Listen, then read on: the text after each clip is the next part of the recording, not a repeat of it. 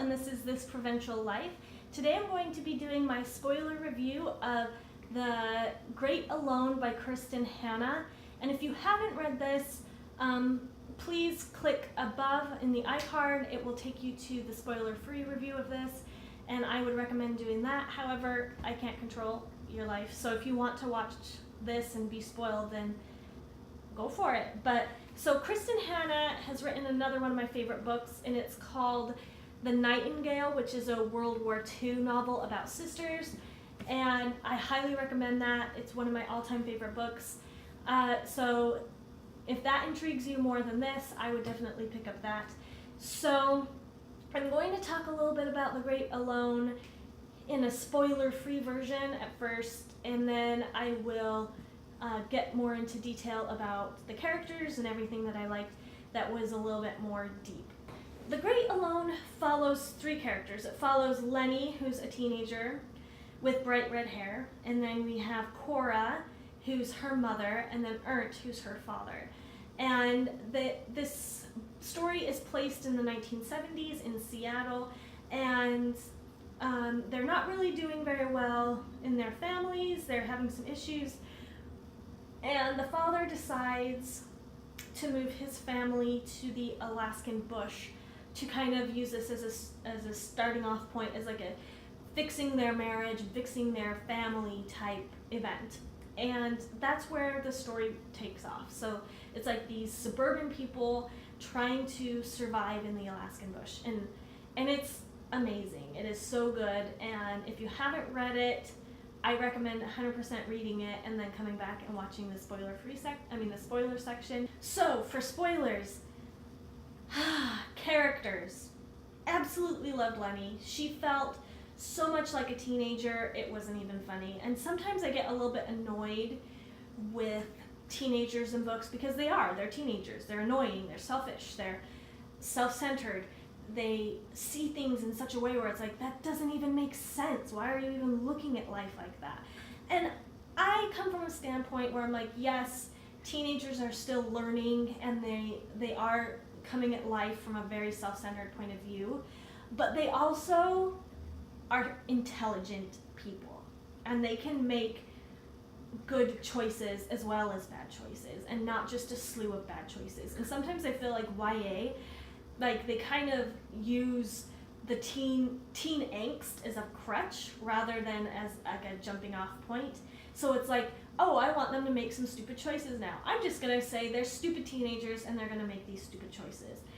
And I don't necessarily like that trope. I want my teenagers to be intelligent, but also feel like teenagers. And I feel like Lenny is very indicative of what I would like to think teenagers are, where they're intelligent, and yes, they make some stupid choices along the way,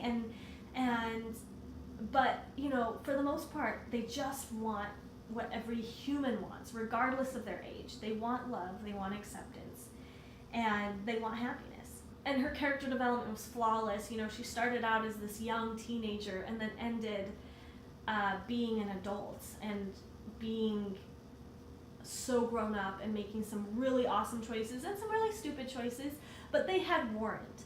That's where choice is important to me, where it's like, I don't want someone to just make a bad choice for the sake of conflict. I want it to make sense. And I feel like Lenny made some choices that made sense, and I liked that.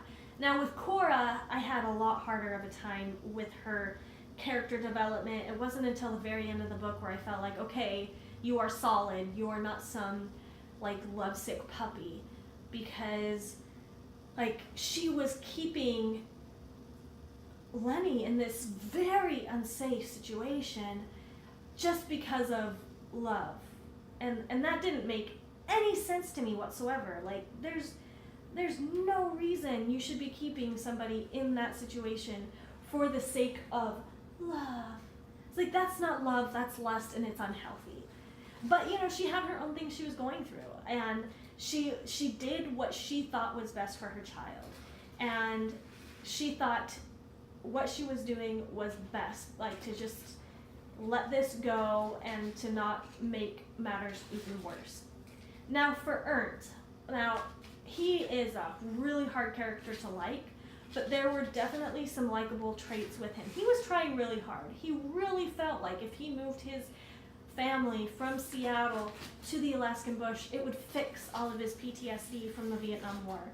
And I understand that. I understand that the grass is greener on the other side trope, where it's like that is, oh, if only we do this, then I will be happy and everything will be fixed, without like actually looking internally and feeling and like making changes and going to therapy, and which wasn't very common in the 1970s. No one went to therapy. You suppressed, man. Like that is the sorry, Strider's playing with something and making some noise. So if you can hear it, I'm sorry. But and that was very indicative of the era where people, it was the year of, you have the Great Depression, and then I feel like the 60s to at least the 80s was the Great Suppression, where everyone, like if you had issues, you suppressed them. And therapy was not well funded, and there weren't very many places you could go for things like that.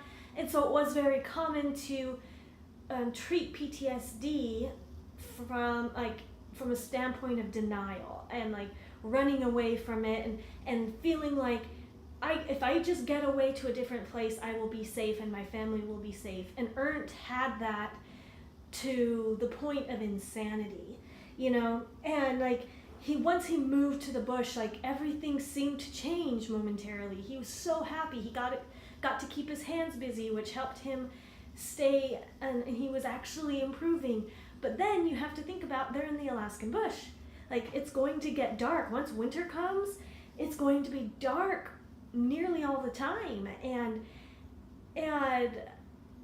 so you knew that was just like a huge foreshadowing that the darkness is coming to take everything back. The darkness coming. You knew that he was a good guy. He really was trying, but he just was so sick. I loved all the other characters in the story. So like all of the other side characters that live in Alaska were awesome and really showed what a true community is. And that when the Albrights had nothing, friends and the neighbors all grouped together. It was kind of nice to know that they had family, even when Ernst was probably going to end up killing everybody or whatever. And I liked that. I liked that there was hope, and that it wasn't like, oh, they moved to Alaska and everything like screwed up. Like it was real. It felt very, very real. I don't remember his name, but I loved Lenny's boyfriend. I loved his character. I loved how he ended up with a disability, because that's real. It doesn't all end up in a big bow, and it ends real. I love that. I love that she still loves him, and how she's learned that her parents had a warped sense of love, and that their love was it was basically just sexual. It wasn't even like a real true caring and love. It was more like control and very, very unhealthy. And so she had to learn what it meant to love somebody and to truly like care about them deeply. I really enjoyed that aspect. I felt like she was very real. That story was very real. The pacing is absolutely perfect. It reads like a mystery, and I loved that. Even though you knew it wasn't a mystery, it was more of like a domestic thriller type thing going on, and I loved that. I thought like it just made it very easy to read, and it like you could sit down and read this so easily. Even though it is a very large book, it read so easily. The writing style is beautiful. It's not hard to read, and it's so easy to get sucked into, and so it's not too flowery where it takes away from the pacing and the movement. It also is just very, very entertaining. I've always been interested in like self-sustainability and like farm to table living and that kind of thing, because that's kind of how I was raised, and just being self-sufficient is really intriguing to me.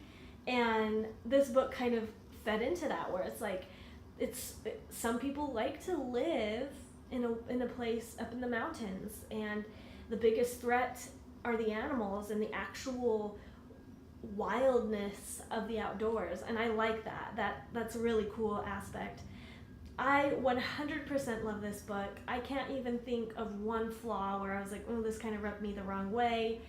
There's absolutely nothing that I read where I was like, that's not really believable. It was just, in my opinion at least, flawless. And this makes me want to pick up all of Kristen Hanna's books. Okay, so hopefully this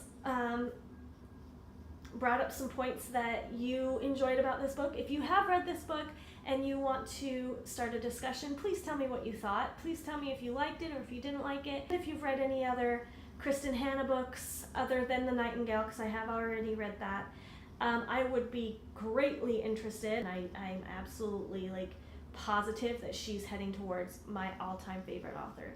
Okay, so hopefully you guys enjoyed this spoiler review. I hope you have a great day. Remember to like and subscribe. Bye!